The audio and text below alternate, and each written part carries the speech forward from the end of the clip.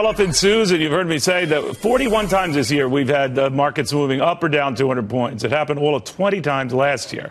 So talk about volatility. And the more this continues, do people turn increasingly to candidates they think can help us address that? To Lizzie MacDonald, Carly Gasparino, Peter Morici. Peter, to you first. Is that an issue?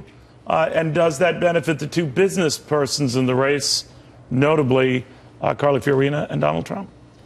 Well, they would have to provide tangible solutions to the country's economic problems. They're simply not doing that. One is trying to be as politically incorrect as possible, and the other is making lots of quips about that man's political correctness and trying to basically get women to back her through that. And that simply doesn't solve the country's problems. It's just grand theater. All right, but I will say this, Carly Fiorina is a pretty good singer. That she is, and she's a graduate of my college. I caught her on a late night show. Really? But do you think that helps Carly, that helps Donald? You mean an outsider? Because we were just talking at the break. The business background alone helps. Yeah, sure, it helped Michael Bloomberg and helped Harry Truman. I mean, Clinton in '92 was considered an outsider. Truman, a haberdasher. He was a haberdasher, yeah. Sure. So, that's the thing. I mean, people say, oh, Carly Fiorina had a terrible record at HP. That's a questionable charge because it wasn't as terrible given the downturn that the company was struggling under, HP.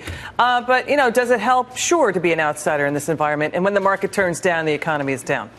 Yeah, I think it's much less, maybe not much less, but it's less their business acumen, the Trump Fiorina business acumen that helps them in a difficult economy or down market or whatever. We're obviously heading for some difficulties. That's what the market's telling us. But I think it's more the outsider image. And here's interesting. If you kind of look back in history, when did we get these quote unquote outsiders?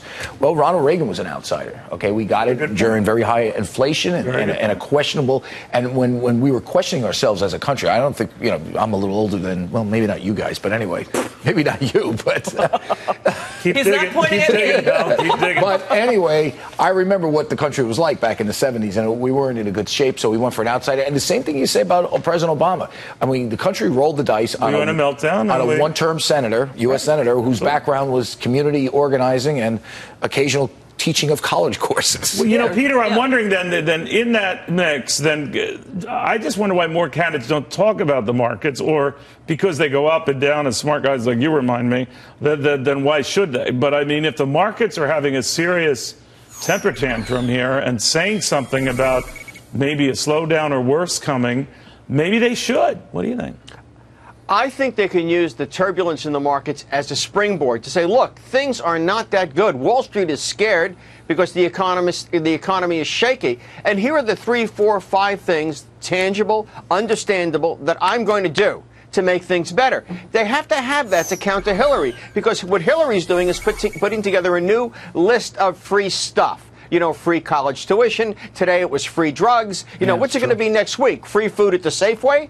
They have to have solutions if they're going to counter this stuff. But I'm wondering though, Lizzie. I mean, is it risky to attach whatever you say in the markets because markets can easily just reverse, and then they're left explaining what has been an appreciable run-up in the markets since Barack Obama took office. Sure, it's risky. And you have to put it in the context of the times that we're in. I mean, Carly Fiorina is out defending her record right now, and she's saying you have to consider that HP was a really dysfunctional company when I arrived at 1999. I am not pro or against Carly Fiorina. I'm just giving the facts. It was. After she left, it had 6 successive CEOs who left within about a year's time, 6 of the 10. And they're still having problems.